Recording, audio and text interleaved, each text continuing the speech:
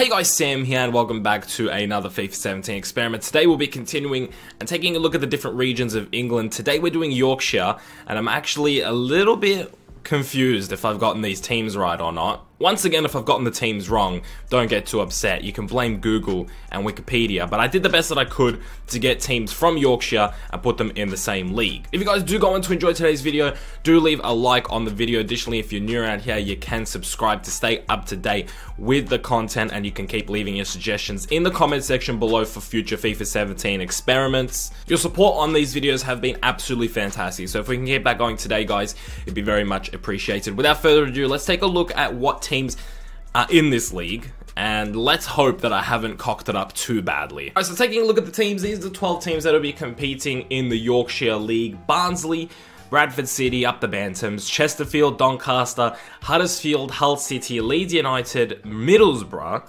which is something that I want to talk about in a little bit, Rotherham United, Scunthorpe United, Sheffield United, and Sheffield Wednesday. Now, Middlesbrough was one that when I saw that it was like part of Yorkshire, or apparently it's part of Yorkshire, it threw me off a little bit, because it's so close to Sunderland and Newcastle, and so far away from some of these other teams that I'm thinking maybe the border is like right near Middlesbrough, or they're not part of Yorkshire and I've been fucking trolled. Either way, they're in this competition. Whether or not they should or shouldn't be here, I don't know. Maybe someone can explain in the comment section below. Don't get too upset if I've got it wrong. Please don't get too upset. A lot of you guys get very, very upset when I get things wrong about England, and I'm sorry. I don't have the same knowledge that people from England do. I did my best, and apparently Middlesbrough is part of Yorkshire. So, I don't know if it is or not.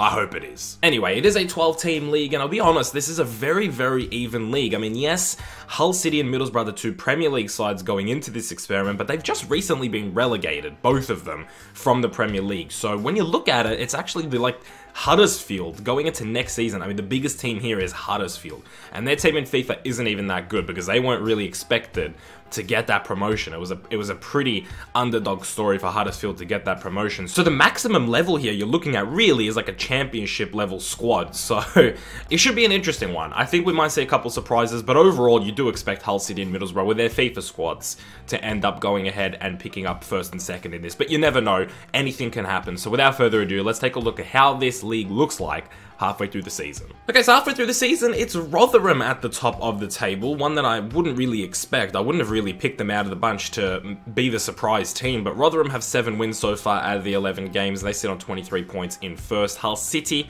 who have only lost 1 game so far, they sit in second with Middlesbrough in third. Leeds United right behind them in fourth, so they're competing with these other teams. Sheffield Wednesday are tied on points with Huddersfield in 5th and 6th. Bradford City are in 7th, Sheffield United in 8th, Barnsley in 9th, Scunthorpe in 10th, Doncaster in 11th, and all on their own. Last, no wins, are Chesterfield. Like I said before, overall not too many surprises other than Rotherham being at the top. Otherwise, I wouldn't really expect any of these teams to be higher or lower, because quite honestly, most of them, I know there's some really like lower league teams, but you know, I would expect most of these teams to, when they play against each other, for them to be close games. But like I said before, I do expect Hull and Middlesbrough to end up being the top 2 teams. So there's only one way to find out how this turns out, and that is to take a look at how things wrap up at the end of the season. Which of these teams are going to step up? We do know, actually, that halfway through the season and the end of the season, they have 2 completely different stories. So I'm expecting a couple of changes here, and I am expecting Hull and Middlesbrough to be the top 2 teams. So let's not waste any more time, and let's see how the league stacks up at the end of the season. Alright, so there it is. At the end of the season, it's Middlesbrough who sit in first. They had a 3-point cushion over Hull City, who just drew too many games at the end of the season. They only picked up 2 losses, Hull, but it just wasn't good enough to get them first place. They came in second with Leeds United in third. So Leeds not really losing a step. I mean, they were able to compete with those 2 teams. I mean, if you take a look at the gap between Leeds and Sheffield, it's a very clear division. So that top 3 were, it seems like they were just miles better than the other teams. So then a 7-point drop there to Sheffield Wednesday, and then Rotherham, who had a diabolical second half of the season, ended up coming in 5th with Huddersfield in 6th. Barnsley ended up taking 7th with Sheffield United in 8th. Bradford City dropped to 9th. Chesterfield ended up picking 4 wins in the next 11 games, and they ended up coming 10th with Doncaster in 11th and Scunthorpe dead last, 2 points behind Doncaster. They were the worst defensive team and they were in 12th. So the top goal scorers, it was Wood for Leeds United, who ended up picking up 12 goals in the campaign.